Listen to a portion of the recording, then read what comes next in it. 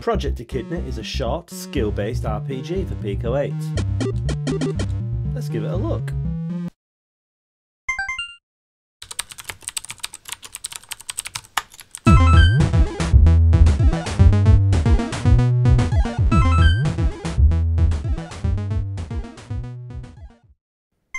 Welcome to Pico Playtime, the video series where I play through some cool Pico 8 games to show to you lovely people. Today's game is called Project Echidna and it's by the developer called HWD 2002. Project Echidna is, let's read the description, a short skill-based RPG where you explore an abandoned laboratory to recover an old prototype. It's a kind of top-down JRPG with some rather interesting combat mechanics. Let's get into it then. So here we are on the title screen. Nice title screen. When we press start, it pans down into the area where we get control.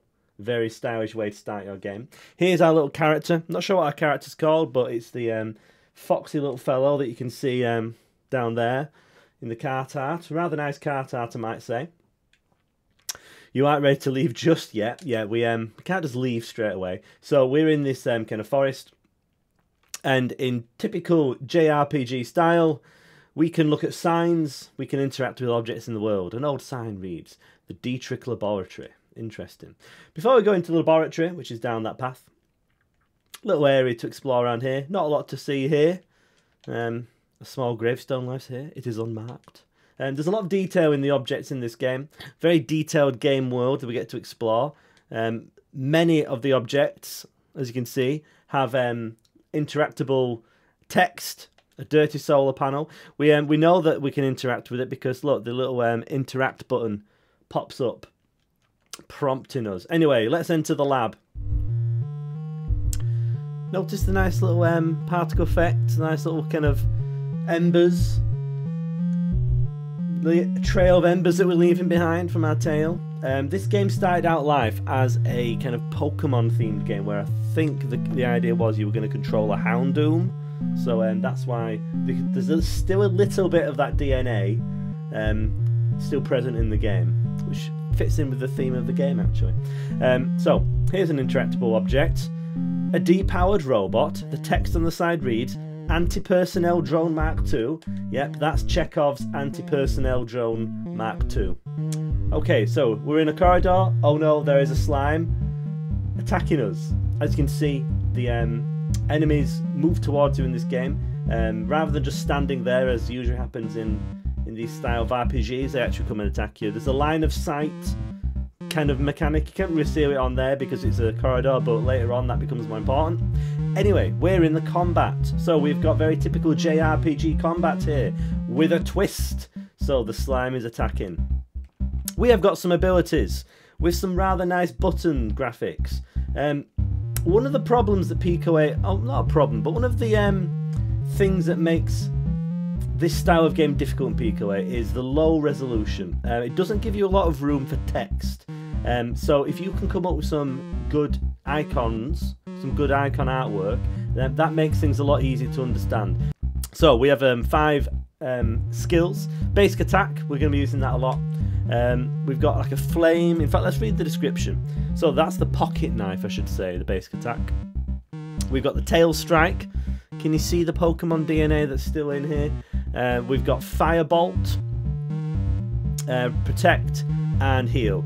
Heal and protect, or block, kind of self-explanatory what they do. This one can do kind of, I think it applies like a 10%. It's either burn, where they take like 10% damage each turn, or it kind of take more damage from hits, I'm not sure. Anyway, that's a powerful skill.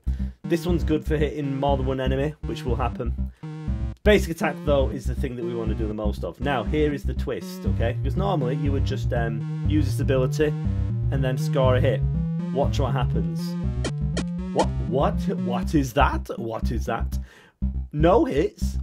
We have got a little skill-based mini-game. Each attack has its own little mini-game. So, basic attack, we have to zap those kind of diamonds that are coming down. 4 hits. A good solid hit. If you get 5 or 6 hits, you also do a stun attack on that, which is a nice thing. I'll show you the tail tail strike attack. We've got another different mini game. So we have to press the button when the line is over the diamond to score hits. I'll show you the next one, the firebolt. This is the hardest one, I think. You have to line up your blue cross with the red target, which moves quite unpredictably. Let's see if I can... There we go. Not bad amount of damage. If you get it right on the bullseye, that does the burn attack.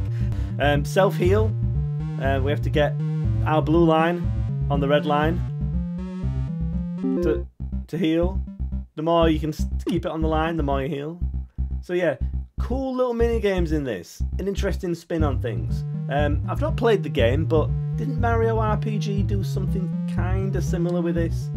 It had kind of JRPG leanings, but it had some kind of real-time, skill-based, reflex-based happenings. Never played the game. I hear it's very good. Anyway, let's launch some more basic attacks. It took me a while to figure out that the best way to do lots of hits with a basic attack is just to hold down the attack key. I was trying to aim like that, which was hard. It's easy to just hold down fire. Let's see if I can do that. Get a nice big hit. 4 hits. We only get 5. Anyway, that's dealt with the slime. Interesting thing about this, there's no leveling up. There's no experience points. So when you win, you just win. You can see our health bar up in the top left there. That regenerates as we walk around, which is nice. That'll make the game really hard if not.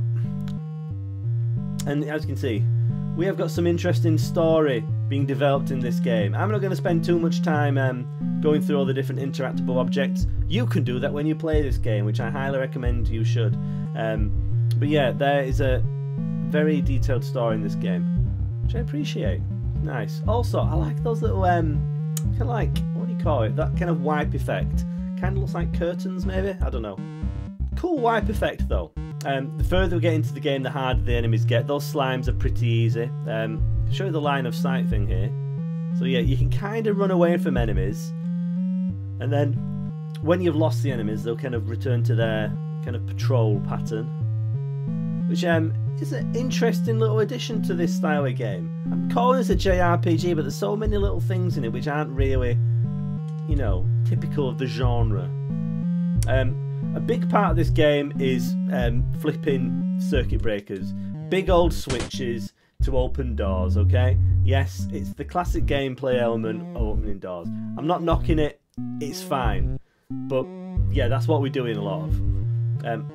I'll go back because we've got some more music. There's not a massive amount of music in this game, but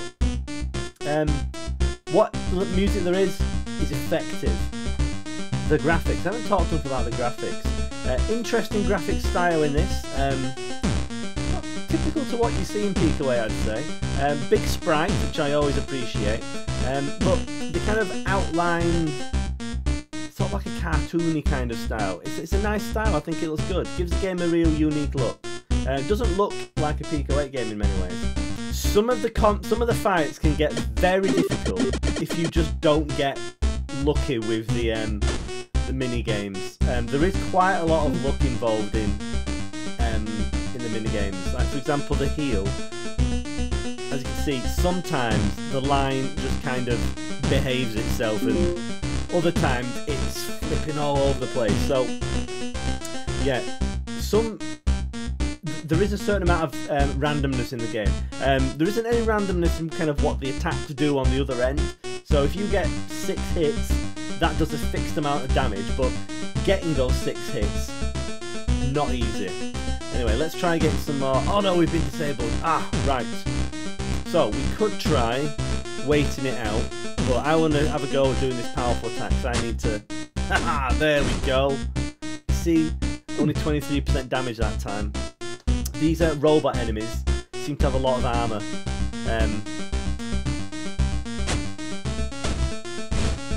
There we go. So yeah, you can see the burn effect does like 10% extra damage. The combat, once you get the hang of the combat, and once you sort of... It took me a while to figure out what it was doing with the mini games. But once you do figure it out, it's a lot of fun. I enjoy the combat a lot. It doesn't. That first fight in the corridor, it's like a fairly easy enemy. That's a good place to kind of learn the ropes. It's not. I mean, I say it's not that far in. It's not such a long game, but you know, the first couple of rooms, there's quite a few easy fights for you to get the hang of things. That robot's quite a tough fight, but you can avoid it. And these spiders aren't too bad. This is where things get a little bit more tricky. We've got our first multiple enemy combat, and this is where our, what's it called? Tail strike. This is where our tail strike will be useful. Oh, I'm rubbish at doing this one. Okay, that wasn't too bad, I suppose.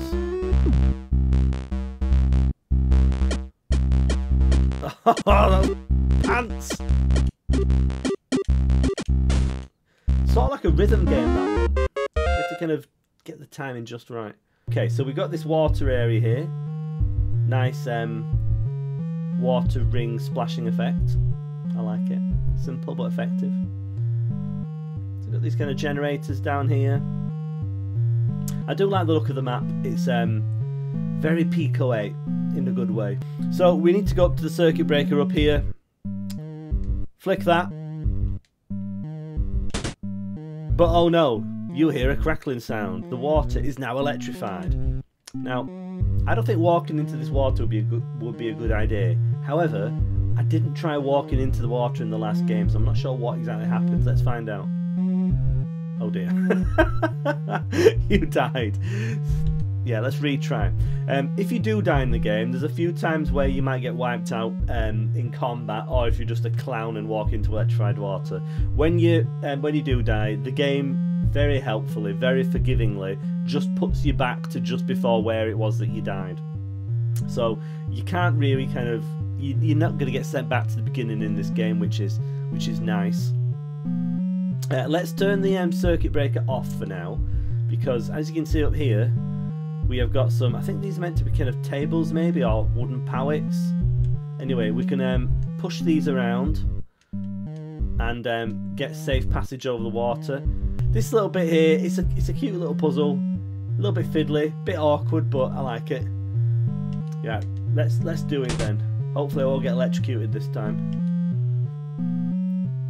Oh, that was dangerous. I pressed the wrong button there. I should have given myself more room. Okay, things are proceeding nicely. So as you can see, each time we flip a circuit breaker in a room and switch another generator on, another door opens and we can advance further. Oh my god. It's a vampire bat, everyone. These enemies are quite tough. And as you can hear, oh, that was an appalling attack. As you can hear, the vampire bats have got their own little jingle, which is cool. Oh, I'm doing rubbish here. Yeah, these guys can kind of heal themselves, vampire bat style. Did these used to be Zubats, I wonder? Probably. Oh, that was a good hit. Yes, nice. Stunned as well. The stun is so powerful. I think we've got him. Yeah, there we go. The fighting's very good, really fun. So we've got another circuit breaker here. I think if we switch this on, I think these robots wake up. Where's the switch? Oh, it's down here. It's a circuit breaker. Do you want to switch it? Yes.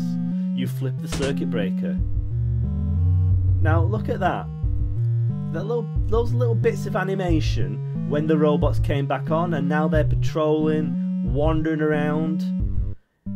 Really, really well presented, this game. The graphics aren't doing anything too... Oh man. Oh, this will be a tough fight.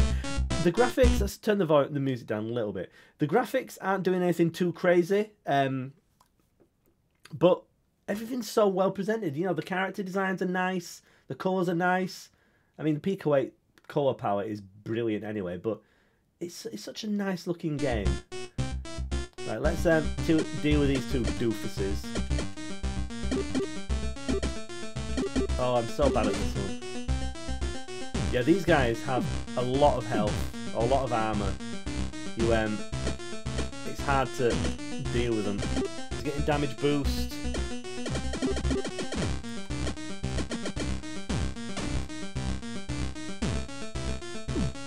No. Right. You can beat these things, trust me. Anyway, thank you very much for watching this video. What a downbeat ending. Yeah, thank you very much for watching this video. Go and check out the game below, and I'll see you again very soon.